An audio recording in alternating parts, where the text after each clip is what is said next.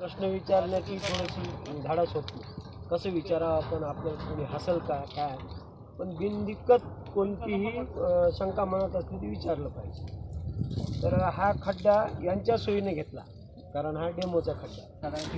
आपण जर खड्डा घ्यायचा आहे तर आपल्याजवळ किती जनावरांचं खत निघू शकते त्यानुसार घ्यायचं. पण एखाद्याजवळ 20-25 जनावर आहे म्हणून काय त्यानं 20 फुटाचा खड्डा लंबी नाही घ्यायचा, कारण तो काय होईल की भरता भरता वर्ष जाईल आणि अर्ध शेण कुजल्या जाईल आणि अर्ध कुजणार नाही.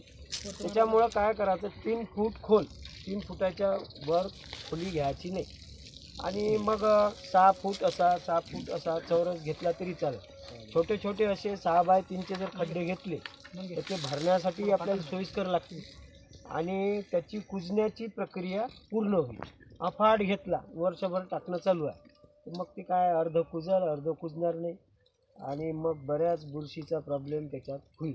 म्हणून ही एक काळजी घ्यायची, 3 फुटाच्या खाली घ्यायची नाही. कारण आता कोणी विचारलं नाही की बा 3 फुटाच्या खाली का नाही, बा आपली जमीन नाही का 3 फुटाच्या खाली, असं विचारलं पाहिजे. 3 फुटाच्या खाली आपले जे हे जीवाणू आहे हे तेवढे ॲक्टिव्ह राहतात.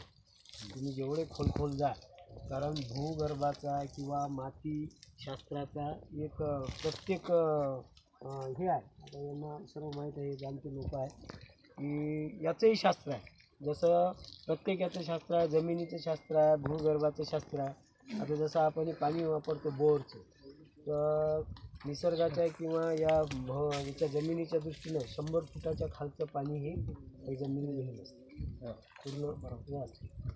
तसंच हे आपलं याच्यातले आपण हे ठोकताळे हे केले. आपणच जाऊ शास्त्रज्ञ नाही, शेतकरीच आहे सर्व.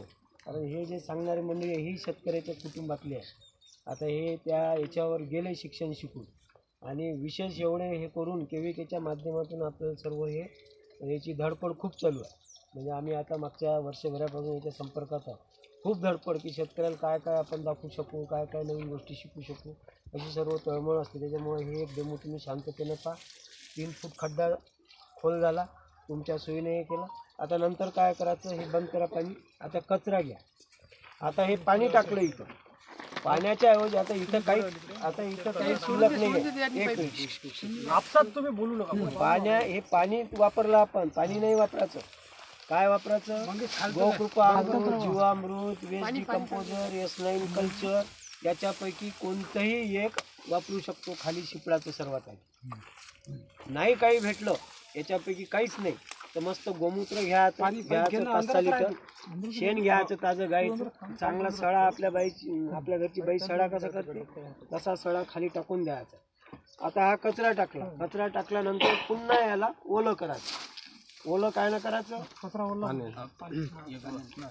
कशाने करायचं, कोणतंही कल्चर, वेस्ट डिकम्पोजर आहे, गोकृपा अमृत आहे, जीवामृत आहे आपला जो तयार केलेलं, S9 कल्चर भेटते कृषी विभागातून, त्याचंही कल्चर जमते. आणि नाही काही मिळालं तर शेण गोमूत्र याची स्लरी करून शिपडायचं. तर हे प्रत्येक थरावर असं ओला झाला पाहिजे कचरा टाकते. ठीक आहे. आता शेण हे चांगलं ओलं करायचं. आता हे आपल्याला वेळ म्हणजे तुम्ही दूध चांगलं ओलं करायचं म्हणजे जेणेकरून याच्यात ओलावा राहायला पाहिजे.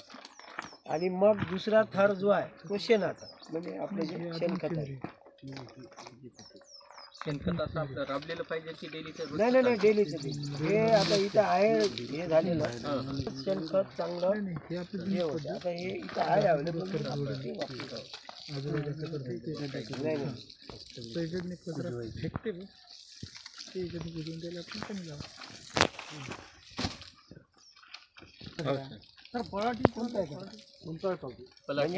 कचरा कोणताही चालते, विशेष म्हणजे ठोकळ असला तरी त्याचं काही हे नाही, उलट चांगलं आहे.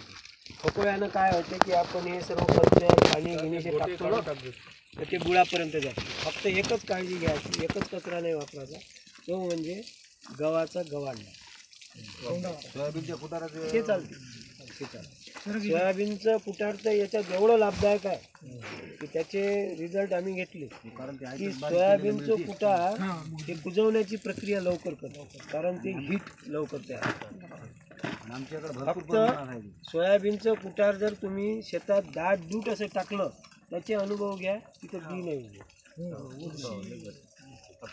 पण तेच जर तुम्ही प्रक्रिया